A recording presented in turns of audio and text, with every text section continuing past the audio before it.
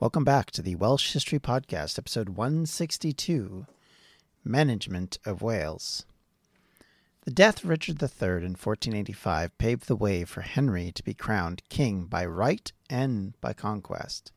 It, however, did not secure the kingdom. It simply meant that he might have been yet another in a long line of groups fighting for the throne with mixed results during the War of the Roses. So often you'd see people come to the fore, be it the Duke of York, King Edward IV, Richard III, Henry VI. All of these men had been in positions of power for some length of time, some for a lengthy amount of time, some for a lot less, depending on the circumstance and situation. Practically and publicly, Henry needed to end the war, though through means that could not be doubted, at least to the majority of the public. The planning of his mother and Elizabeth Woodville, now finally, after years, had to come to pass. On January 18th in 1486, Henry VII married Princess Elizabeth, daughter of Edward IV, in London. It would later be described that this was the end of the War of the Roses, as the Tudor Rose would now include both the Lancastrians and Yorkists, the symbolic end for sure, but not the actual end. In Wales, there was a sense of rejoicing amongst those who saw Henry as one of theirs. But, as stated previously, I very much doubt Henry saw it this way. His use of the dragon motif was more about idolization of a figure from history rather than some nationalistic British flourish. The naming of children after King Arthur was also common in all segments of society due to the popularity of the mythological figure in medieval Europe. The links to Wales and Henry VII were, to say the least, tenuous at best, and while the bards and nobles rejoiced, Henry went about dealing with the day-to-day. He rarely gave any more notice to one part of his kingdom over another, and his concerns were more in a practical nature than in a nationalistic one. Henry, until the 16th century, would continue to face opposition from pretenders, claiming relationships to one of the Yorkist contenders. None of them, of course, succeeded. Few could reasonably mount anything near solid opposition. Most worryingly, though, it did mean that some notable names got caught up in these schemes. William Stanley, a key supporter of Henry, someone we've mentioned a lot the last couple of episodes, and a beneficiary of lands and money, became disaffected as the years went along. Eventually, he was found to support one of the pretenders, a man claiming to be Prince Richard, the son of Edward IV. His real name was Perkin Warbeck, a man from a murky background. The reality of this claim is very dubious, and most academics appear to agree that he could have been a possible illegitimate child of the Yorkist, but that was probably in all likelihood about all that he could do and say and be. Why Stanley became disaffected or why he was shut out of peerages and titles is not very clear, but for his part and his support of this pretender, he was executed. There were attempts on a number of occasions to land Warbeck in England or Scotland, but they all came to nothing in the end, as Warbeck would be captured and sent to the Tower of London. He, along with another possible contender for the throne, Edward Plantagenet, Duke of Warwick, were both captured trying to escape in 1499, summarily executed. With their deaths, the last problem of any note was dealt with, and by 1500 the Tudors sat on the throne, unopposed, internally at least. One aspect of these rebellions, from the Welsh perspective, was the attempt in 1486 of the Vaughans and the Herberts, long enemies of the Tudors, to foment rebellion in Wales. These men continued to try and achieve their aims, and continued to try and become a thorn in the side of a prince and a king that they weren't very fond of. Sir Thomas Vaughan led an armed force to try and capture Brecon. In the end, Henry met these rebels via Sir Rhys ap Thomas, who had become invaluable to Henry over this period. Rhys was able to defeat Vaughan and a great deal of the damage was contained before it could accomplish much. Rhys was a key man in Wales for Henry, and led the charge against many of the various rebels that would appear over the next 15 years.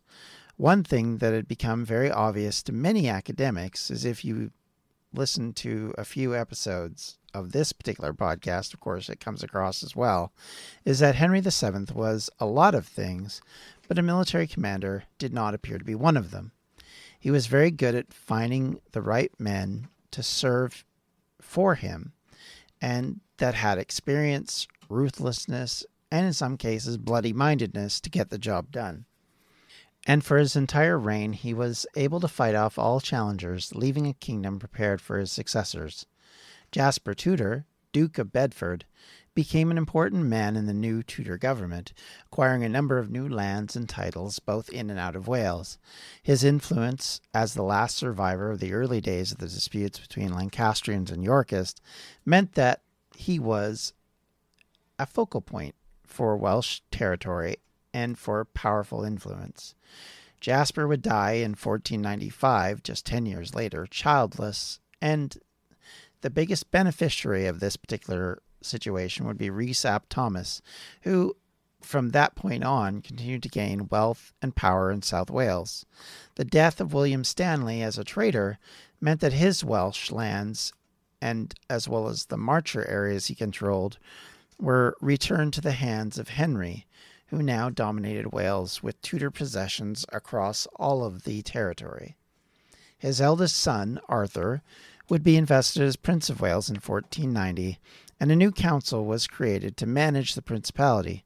This council would survive until the end of the Commonwealth and the acquisition of the kingdom by William and Mary in 1688. The court of the council in the Dominion and Principality of Wales and the Marches of the same, better known to us today as the Council of the Principality of Wales and the Marches, was first set up to govern Wales for Prince Edward, Henry VI, young son, to reign and manage the affairs for Wales for the prince while he grew to adulthood.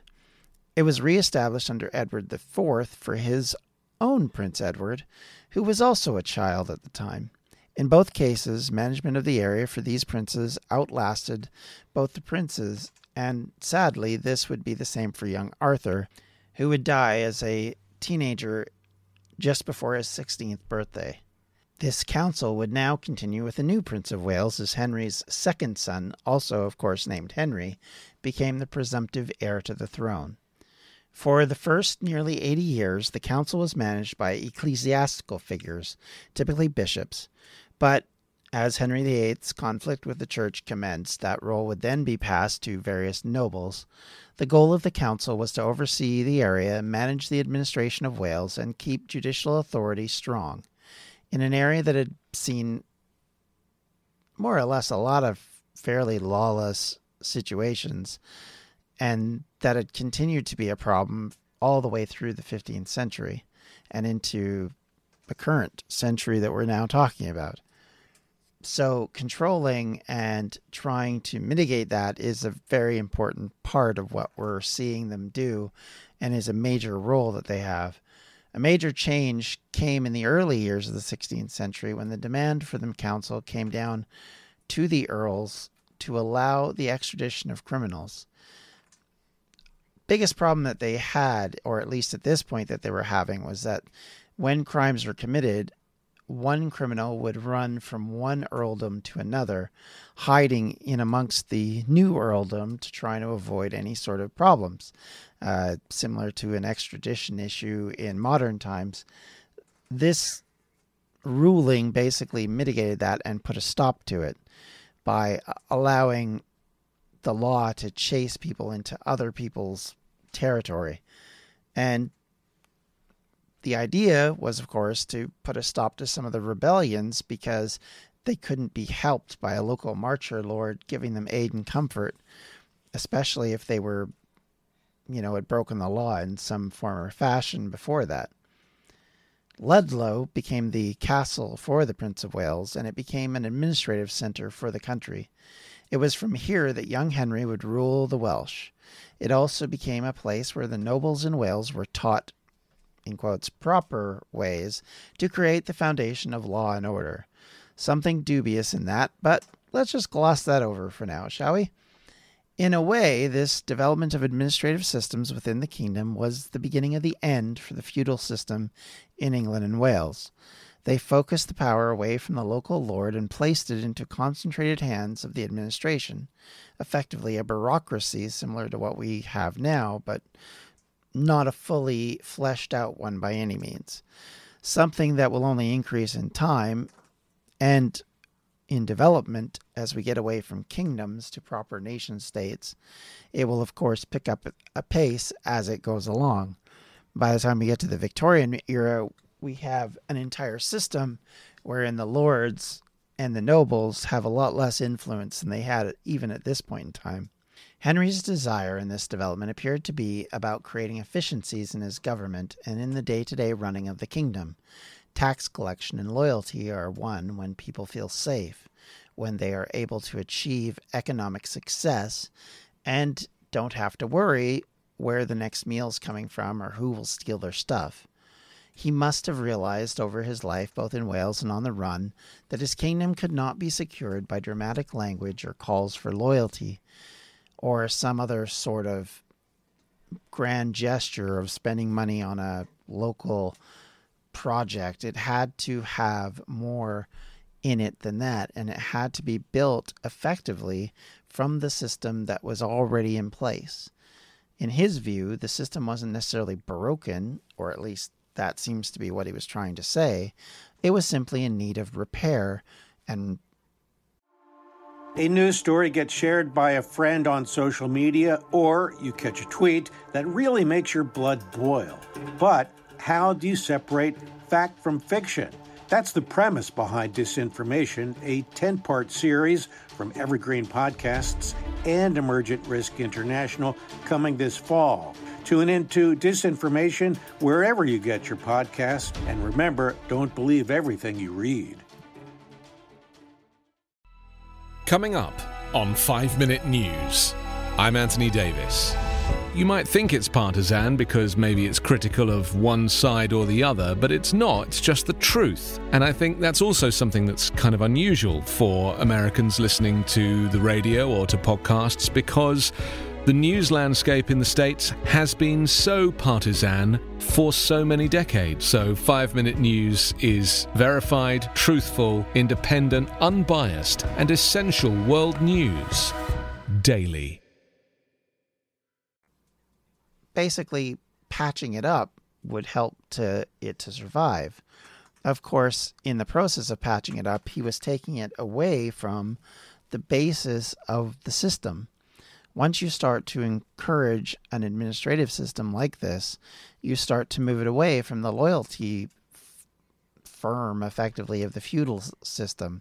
You no longer have a relationship that's built from the commoner all the way up to the noble, all the way up to the lord, all the way up to the king. That doesn't work like that in this system. In this system, the administration is the one that truly runs the kingdom, and it's only the king and his cabinet, to use a more modern term, that help decide and judge how the administration is working and where it needs change.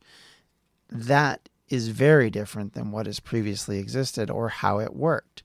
And of course, what this means is it will change the financial system in Britain. It will change the way wealth is acquired, and it will also slowly but surely remove the nobility from positions where they gain power by simply being nobles. They must gain power in other ways, and thus we get to other systems that will take its place over time as the system changes. And in doing so, it creates what is called the early modern Europe.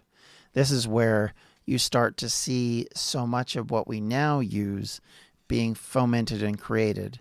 The idea of a middle class, which did exist in European standards in the Middle Ages, now starts to grow because there's a place for them in the system.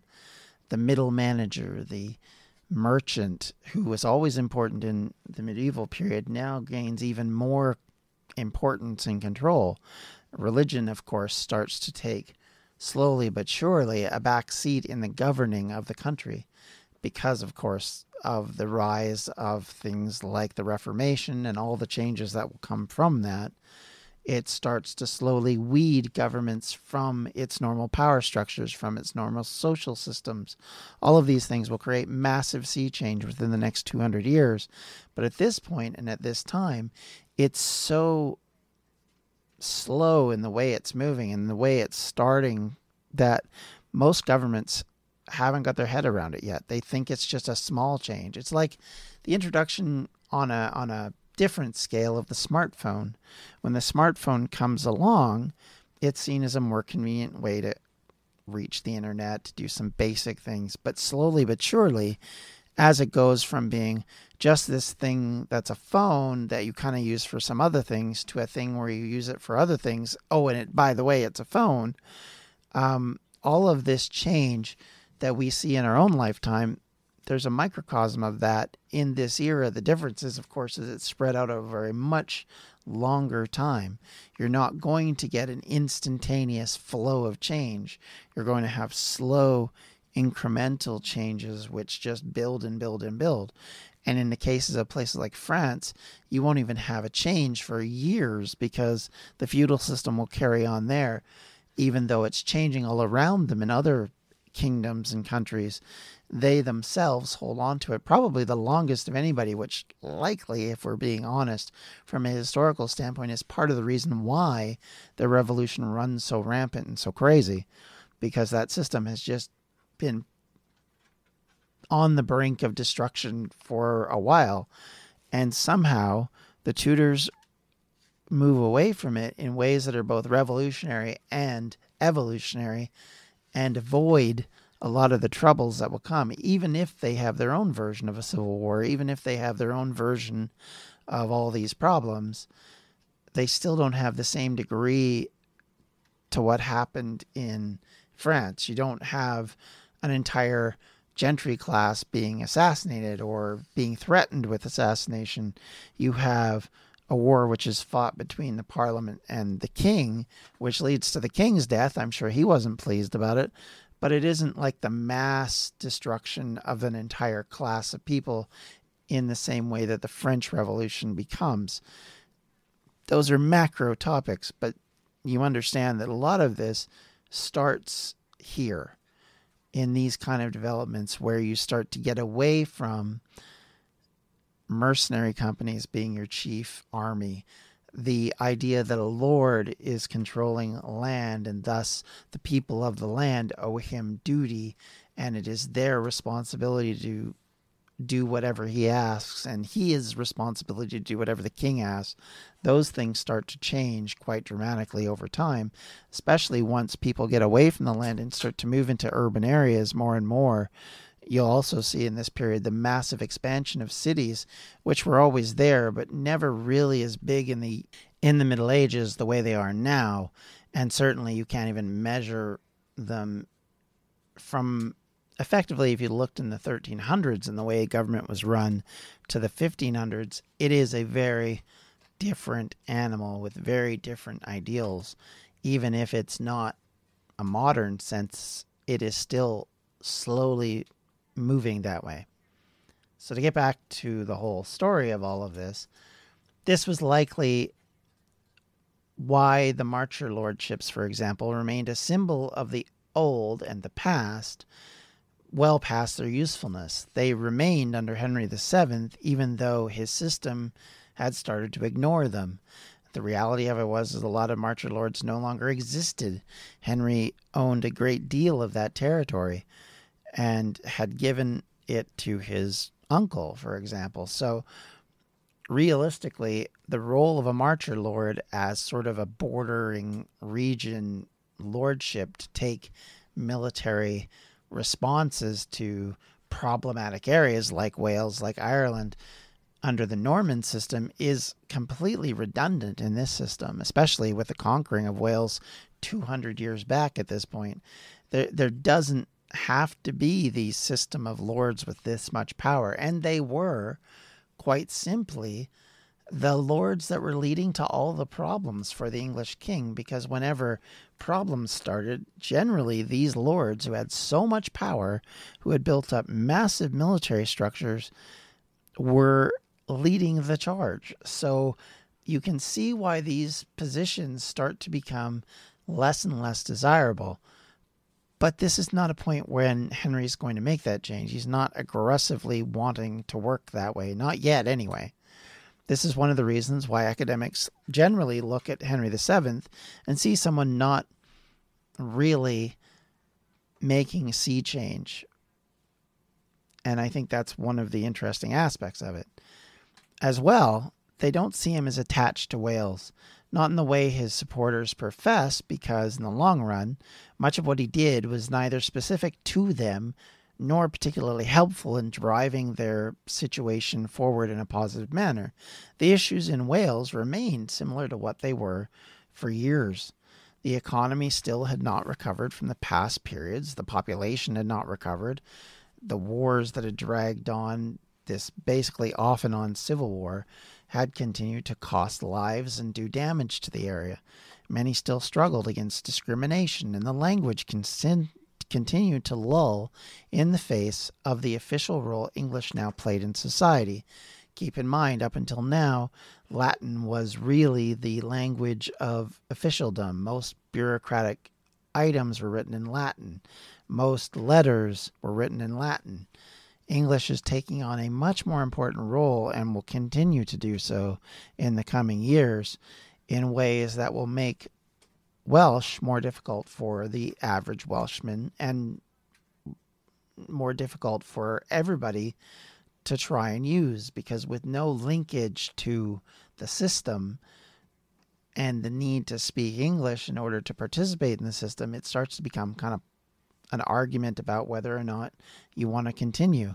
Of course, Welsh is still popular and still remained popular in areas where even today there is a large percentage of Welsh speakers, which is in the Principality. In the Marcher areas, Welsh has been slowly weeded out, either through immigration of English people and others, or through, quite honestly, the fact that participation in the economy meant that you stopped speaking Welsh in your day-to-day life. You might speak it at home, but you're not speaking it in the town, in the market. It's just not as important to you as it once was. This is a minor amount compared to what will happen later, but at the moment, you can already see the change coming, and it already is built on lines of geography and continues to this day if we're honest with ourselves. What Henry VII did most in this period was to give the Welsh more control over themselves.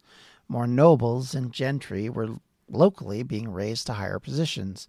The idea was the Welsh were not citizens, and that had always been an issue, and now that was slowly dissipating, at least in public discourse.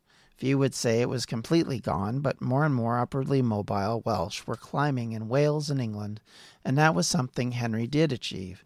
In fact, there is a growing number of Welsh people involved in the government, and especially in London, and that would not have happened under previous regimes. His son, of course, will be a radical swing from this position of evolution over revolution, but at the moment, at the turn of the 16th century, at the dawn of early modern Europe, few could have predicted that sea change was just around the corner. Even as Henry battled various challengers and pretenders, he would not learn for a while that one of the greatest events in the history of the world was taking place on the continent. In 1472, just 7 years after Henry won his kingdom, Christopher Columbus, with 3 ships, was sent to make an attempt to find a trade route across the Western Ocean to China. And of course, as we all now know, he found a completely new continent. At this particular time, a man by the name of Giovanni Caboto was making his way around Europe. He had spent many years trying to get various maritime engineering projects going, including developing a canal in Italy and trying to build a bridge in Seville, Spain, none of which went past the design phase, to use a modern term. This meant Caboto was likely not in the best financial position when he arrived in England in the early spring of 1496. There was some sense that his Spanish project was a disreputable flop. Some historians feel that because there's a blank in his historical record, that Caboto may have been an engineer who had gone with Columbus to the Caribbean on his second voyage. This would be something he would need amongst the thousands or so men that he took with him, because the reason being is that it would then give him an idea of the route to the Americas. This was not a sailor. He was not a navigator. Why would Henry VII trust a guy who had never been in charge of a boat to sail across the ocean with no knowledge? So thus they have theorized that that was why, because he came back and basically used that particular achievement as a way of buffing his resume, so to speak. So on March 5th, 1496, Henry awarded Cabot letters of patent, a document granting him the rights to explore and exploit all parts of the eastern, western, and northern sea under our banners, flags, and ensigns. He would have as many as 5 ships manned and equipped at their own expense. They were to find, discover, and investigate whatsoever island, countries, and regions in whatsoever part of the world which before this time were unknown to Christians, and that's a big part of it. He's allowed to do anything he wants as long as it's not to Christians. English textbooks will refer to Giovanni by his English name quite often, and in school in Canada we learned his name was John Cabot, and that, of course, he was a very important explorer. You get the impression from reading the history that he was a bit of a shyster who just happened to get lucky. He and his crew were the second European group to reach what is now Canada, in the area of Newfoundland and Labrador. His discovery of this land with its massive cod resources became a driving reason for further exploration by the English, who had become even more motivated once gold was found in other parts of America. Cabot himself made 2 trips, or at least tried, to Canada, and in his second trip there is some thought that he got as far south as the northern half of New England. But in all of this, the one problem we have is there's no major record. He didn't keep a diary. Neither, apparently, did anybody on the boats that he was on. And thus, we don't have a very good accounting of what he was doing and where he had gone. There is some commentary that says that the sailors themselves were very scared of the area and didn't want to get off the boats, didn't want to go even as far as any area beyond a crossbow bolt for fear of what would happen, and that they were scared of the native communities on the islands. But this first very negligible step, seen as a failure to some extent by Cabot, because it didn't lead to the massive amounts of gold and wealth that I'm sure he expected, or spices, or any of the other things he would have expected if he got to China.